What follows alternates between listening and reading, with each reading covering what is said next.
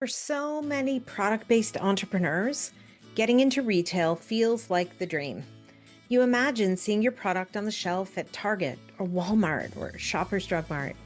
You imagine scale, visibility, validation. You imagine customers discovering your brand in the wild and your business suddenly growing to a whole new level. And listen, retail can absolutely be transformative. But what I've learned, both through building Mabel's Labels and through years of coaching entrepreneurs, is that retail is not only a growth opportunity, it's a completely different business model. And if you go in too early or without fully understanding what you're signing up for, it can create enormous pressure on your margins, your inventory, your cash flow, and your team. That's why I wanted to create this series. Because I think there's a conversation missing in entrepreneurship right now in the product space. We hear a lot about landing the retailer, getting the meeting, getting on the shelf. But we don't talk enough about what happens after that. What retailers actually expect from you, how much working capital it takes, what happens when your product doesn't turn fast enough, or how easy it is to believe that more distribution automatically means more profit when the opposite can be true. Today's guest brings such a fascinating perspective to this conversation because she has lived both sides of it. Kathy Vurinaris is the founder of Sleaks. Sleaks is a product created to support women dealing with bladder leakage and incontinence, particularly during menopause and aging. Before becoming an entrepreneur, though, Kathy spent years inside the retail and product development world, working with major retailers and brands, including in drugstore, beauty, and consumer packaged goods categories. So I think what makes this conversation really interesting is that Kathy understands retail not just as a founder chasing shelf space, but as someone who has actually sat on the other side of the table. And one of the things I appreciate most about this conversation with Kathy is not rushing into retail, although she absolutely could. Instead, she's asking herself deeper questions. Is the brand established enough yet? Is there enough traction? Will the product actually turn fast enough to survive on shelf? Can the margins support the hidden costs that come with big retail? All of these are incredibly smart questions because one of the biggest myths in entrepreneurship is that scale fixes everything. Scale only works when the fundamentals underneath the business are strong. And sometimes the most strategic decision you can make is to wait, to build your direct-to-consumer business first, to strengthen your messaging, to understand your customer more deeply, to create more demand before you create distribution.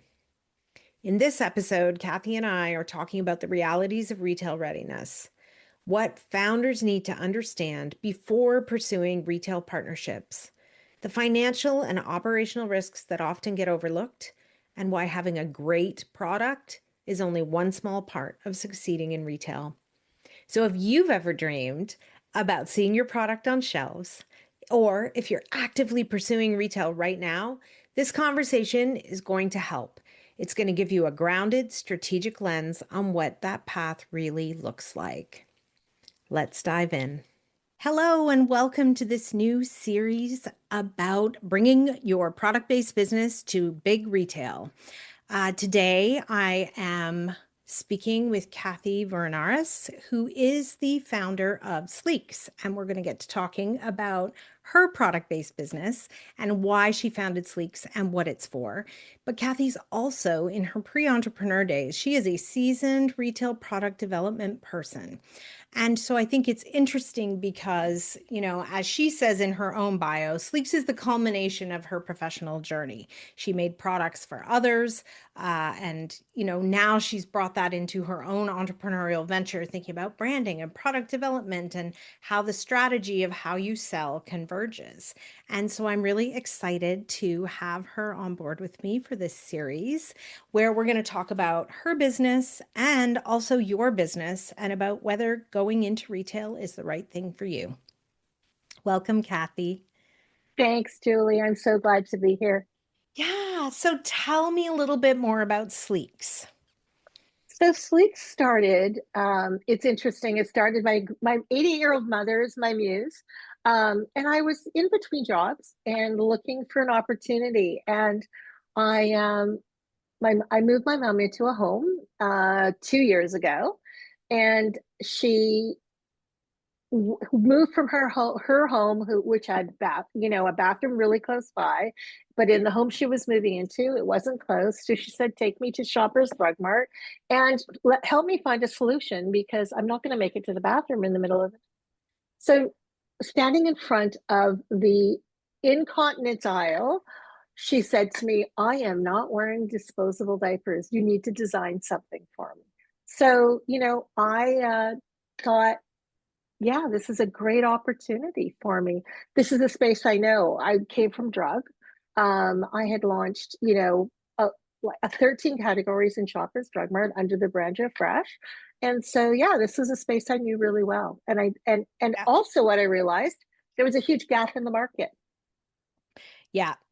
Yeah. And that's where, I think the best businesses get started is the like noticing in that moment where we decide, nobody's doing this. And I think the world needs it.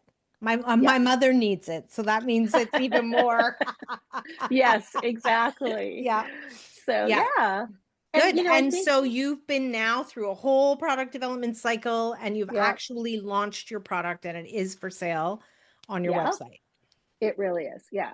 So, and the other thing that we're doing is we're actually affiliating with medical clinics because it is a Yes. medical product and particularly focused on the menopause space. Because what I've realized is the customer is younger than I thought they Oh. were. Yeah, Interesting. Isn't yeah, it interesting how you start with a hypothesis, really?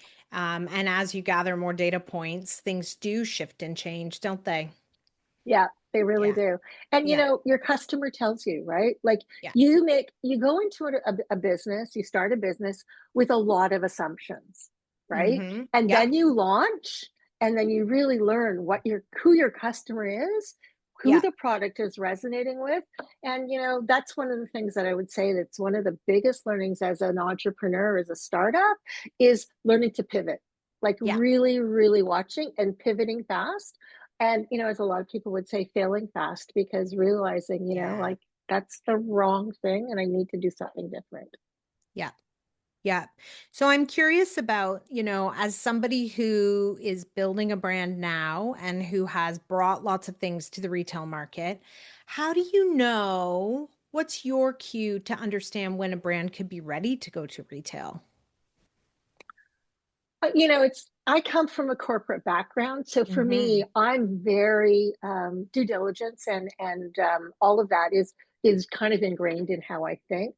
So I think I really did it I built a really strong foundation before I went to market.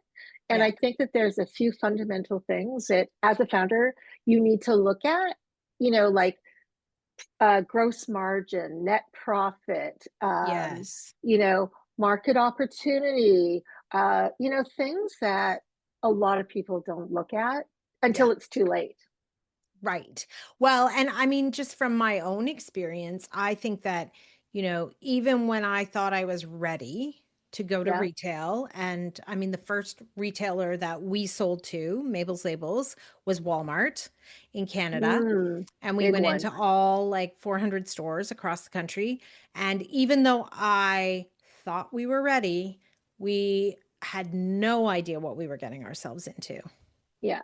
Yeah. Yeah. I mean, they have really high demands, right? And Yes. the other thing too is they have processes and built-in costs that a lot of Yeah. people don't factor in. And Yes. because I come from that kind of business, like I know that. So I've gone in, like I believe that we always said it when I was at Loblaws that 8 times cost was really where we needed to be. Yeah. And I went in 10 times cost Right.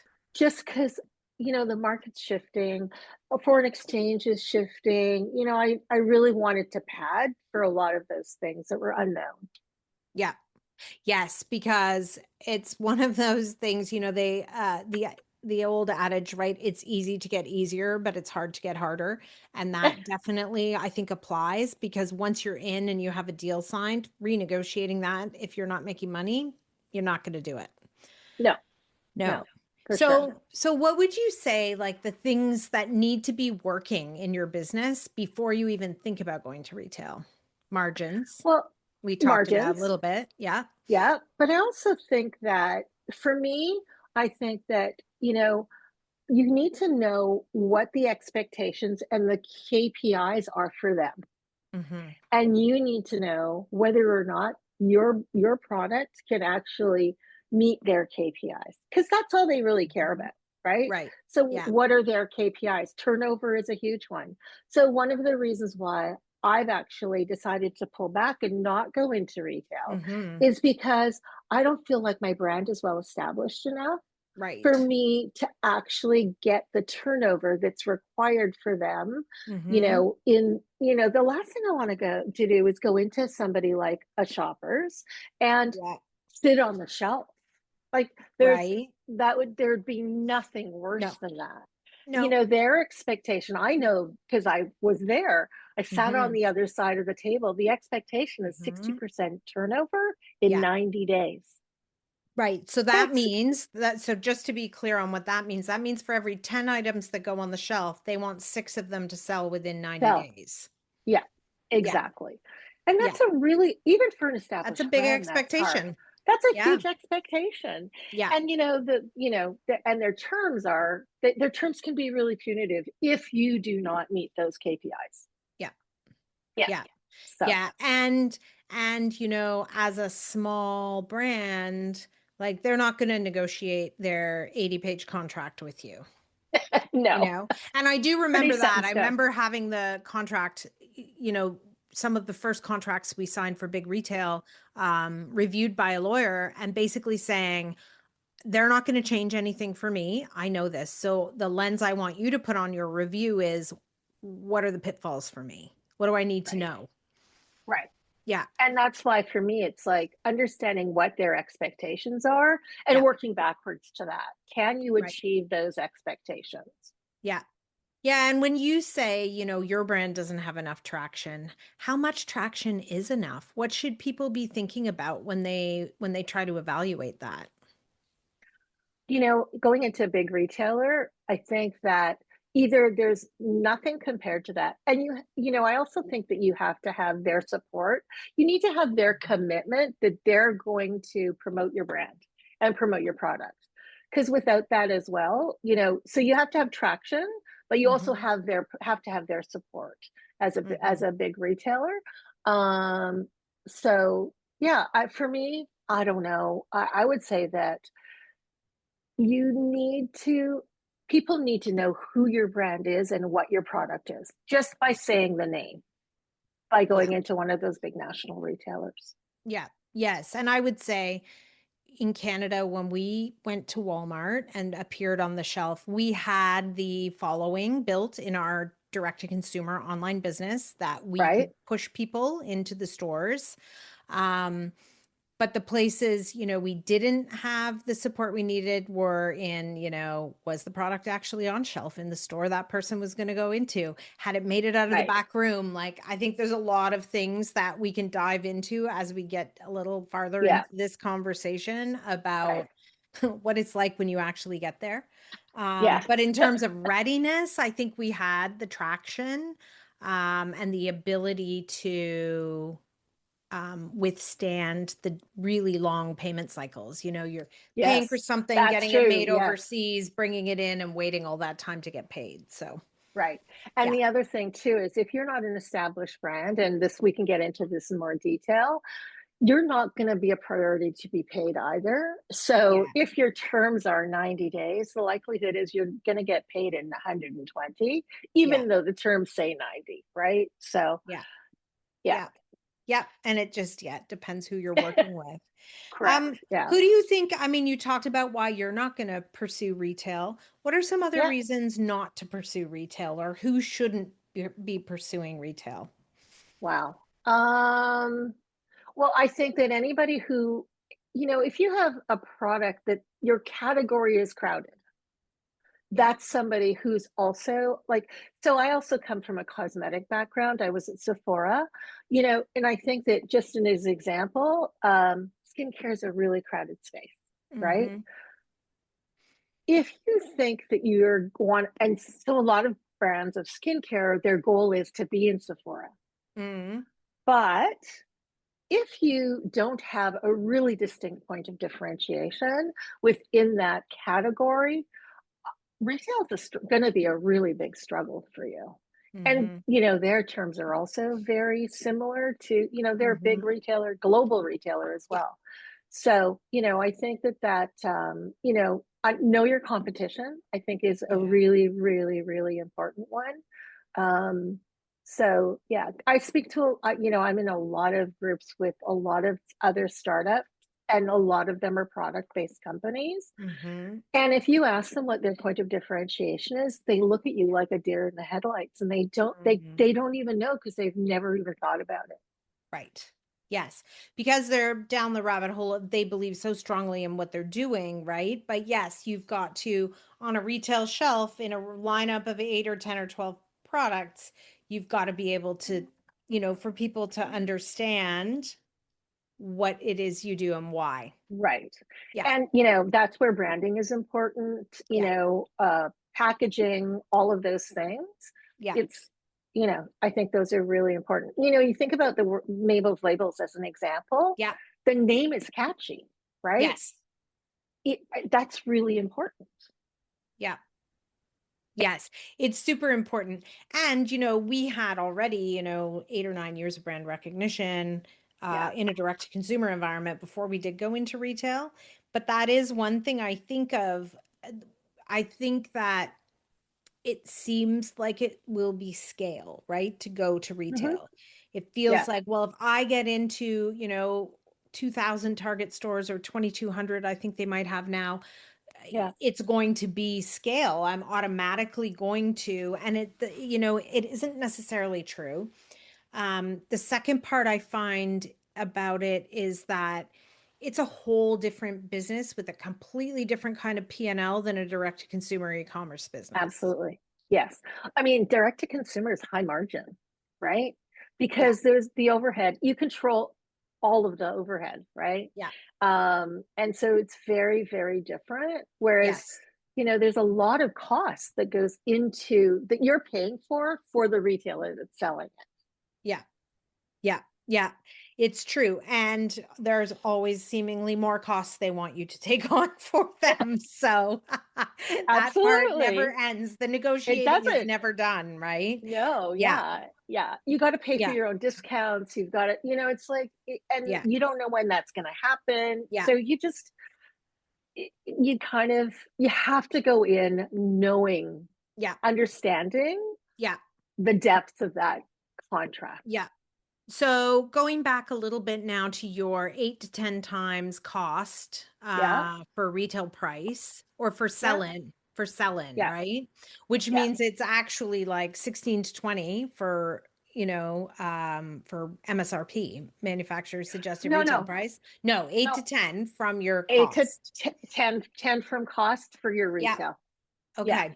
And yeah, so, I think direct to consumer, you're seeing people more between 25 and 50%, right? As opposed to that like 10 to 12.5%. If we go back, if I think about it as percentages, right? Because if you're at 10% cost means you have a 90% gross margin. And I think direct to correct. consumer is more like 25% cost, 75 to 40 or 50 Yeah, cost to gross margin of 50 or 60.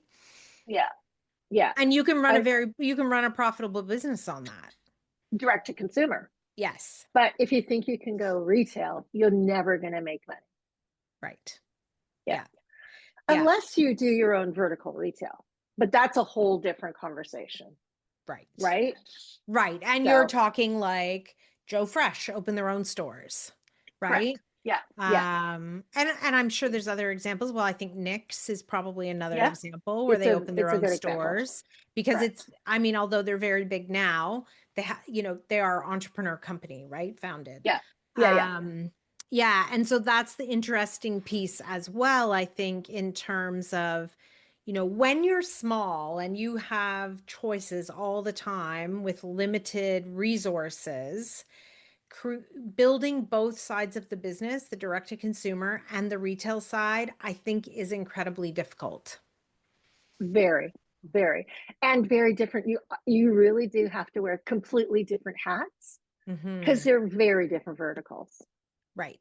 Yeah. Yeah. And how do you see, like, as somebody who's in the market now and obviously talking to lots of other entrepreneurs who want to go into retail and who are Yeah. chasing that at the moment, what do you see in terms of like how are they doing it? Because in my experience, which is a little bit longer ago, Yeah. finding the right people to hire on my internal team to manage the retail business was very, very difficult. Yeah. Well, what I started to do is I hired a salesperson whose background is selling into drug. Okay. And so I had Yeah. built that cost. So, you know, I know kind of what they expect to be paid and, what kind of commission they expect and all of those things. So I'd worked on a straight commission kind of basis. Yeah. Um, and, but the reality is that to go into the kind of retailers that are appropriate for it, you also have to think about the kind of retailers that are appropriate for your business, right? Yes. Yep. And so for Yep. me, it's drug. What I For sure it realized, is, right? right? Yeah, Yeah. because you know, 73% of all incontinence products are sold at drugstores. Right. Right. Yeah. So it Not makes no surprising to sense me, for me. right? Yeah, and it makes No, sense. and then Like, the second category would be stores like Walmart, like those superstore yeah, kind of absolutely. formats. Yeah, Yeah, exactly. Um, and drug grocery is actually one category. it is. That's how it's looked at in the industry in sort of retail. Mm-hmm. Actually, the other category would be specialty on lingerie. So, Oh, yeah, like the okay. underwear department of, Interesting. yeah, the underwear department at Simon's, as an example, would Yeah, be a target, right? yeah, Um, so, uh, so because that's more destination, yeah. right? For that kind of Yes. specialty product. And like going all the way back to what you said about your mom at the very beginning, that your mother said, I'm not wearing those. I think that a lot of women feel that way, right? And so they're Yeah, surviving on less than ideal solutions. solutions, wearing, Yeah, pads and those kinds of things, right? So yeah, to have you be able to buy a beautiful looking product in a not incontinence aisle of the drugstore is likely appealing to people. right, Hmm. exactly. But what I realized is that to go into the drug grocery, I needed to have a distributor, Yes. right? And I'm not prepared. I just don't think I'm ready for that. Mm-hmm. Again, because their goal is to sell, their Yeah. goal is to put you on shelf.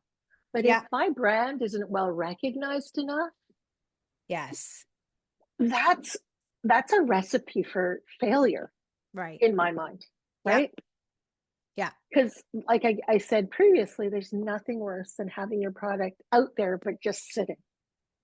Yes. It's Well, also that because, although you're going to get paid for it eventually, not um, necessarily, because if you don't you get meet the into KPIs, returns and you get into like all your money is tied up in that inventory that's sitting on shelves, and you yeah, really unlocking that money depends on the item starting turn, to get yes, some velocity and turn off the correct, shelf, right? correct, yeah, Mm-hmm. yeah. Yeah. So Hmm. yeah, so I've completely made a pivot. I'm Yeah. actually right now doing a course on Shopify optimization, Great. So um, important, right? by Shopify. Yeah. And it's about messaging. It's about conversion. Like it's Yeah. about all of those KPIs Yeah. and they have the data, right? They know what works and what doesn't. So Yes. I've decided to lean into that instead. Yeah. Yep. And I think that, you can keep yourself in a smaller, like one team kind of format, right? Yeah, When you're tackling one revenue stream, and you yeah, can build the brand, you can do all the things that might be able to build the bridge over to going into retail down the road. right. Yeah. Yeah. And Yeah. if I don't go into retail for 2 years, I'm good with that. Yes. Yeah. Yes. And And that is sort of comes to that, like, what are the things people need to get right before they go to retailers? It's to really get good at selling what you have, knowing that your product market fit is there, correct. um, and, really digging in and learning the technicalities in Yeah, today's world of running a direct to consumer e-commerce firm. right. Yeah. And so many people, regardless of age now, are buying online. Yes. They're like they just are. Yeah. Um, like I have I'm not going to name the brand, but I know somebody who has an underwear brand who has six styles and does $42 million a year direct to consumer with a team Yep. of six. I know. Right? That sounds like a business I would love to own. Me too. Right? So that's Yeah. the goal, right? So if I achieve something like that, I don't need to be in retail. Yeah. No, And at that exactly. point, hopefully, Yeah. based on my contacts and the people that I know, retailers will be wanting me. Those big retailers like the Shoppers and the Yeah. Walmarts, they'll be knocking on my door, Yes. Yes. right? And Yeah. I have greater negotiating power then. Yes. Also true because you get into like the financial costs of inventory and inventory management, but also listing fees, Yep, kitting, shipping, delivery, like all those different all components those that come things. into play. Yes. I Yeah. mean, I've already built in the cost of PDQs and floor stands and all Yes. of those things just because I know how much they cost. And I know that that's the expectation of a lot of retailers, but a Yeah. lot of people don't know that. So, Yeah. like, I know how to build a profitable planogram, Yep. right? Yep. Because that's what I had to do. Yep. A lot of people don't know how to do that. So, how to Hmm. make a small amount of product look like it's a lot, but that Yes. will turn quickly, Yeah. right? So, Yep. those are the kinds of tricks that I would say are to my advantage that a Yeah. lot of entrepreneurs and startups with product based businesses don't know Yeah. because they when you're really passionate about your product, you don't think that way, right? No. Right? You just No. And want to get it's it out there. Yeah, and I think we don't realize how technical it actually is. Uh-huh. It has its own, I mean, you just threw out a whole bunch of terms there, right? But Sorry. no, but like a PDQ is a box that you can rip open and it's shelf ready and you put it on and your product is there. You see them Okay. at Walmart or other, All and now I see them shoppers has them. everywhere, End everywhere. caps, like Yeah, with yeah. end caps at Yeah. the end of an aisle, the display that goes Correct. there, like Yes. all of those things, like you're learning this whole new language and this whole, and so we'll put a glossary of terms to go with this episode, just because of how specific the language is that goes with it. Yes. Yeah. Yeah. So, okay. So I want to kind of close off here by saying, so the readiness and the reality are the first step of deciding whether you're going to pursue retail. Right. Um, and I think that it is that, like, you need more money than you think. You've got to find the right experts to help you. Yeah. You've got to decide if you've got the margins for it. Hmm. And if you don't, it brings with it a lot of risk that we'll talk about in the next Yeah. episode. And then, you've got to really, really keep it tight. Yeah. One thing I learned with a big US Assortment. retailer, assortment, It needs to be they, tight. and yeah, and we had a big US retailer where they took us and then the buyer changed and the new buyer wasn't the Oh, same champion. And so they slimmed the assortment down to two SKUs on one peg and it didn't sell.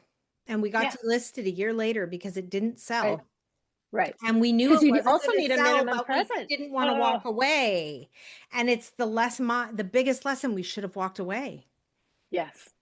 Yeah. Yep. So, Because you need yes. a minimum presence as well, right? As much as you need to have an edited assortment Yeah. that's is going to turnover of your best products, you Yes. also have to have enough of a presence to Yes. attract customers, Yeah. to So for people people to can find find you. you.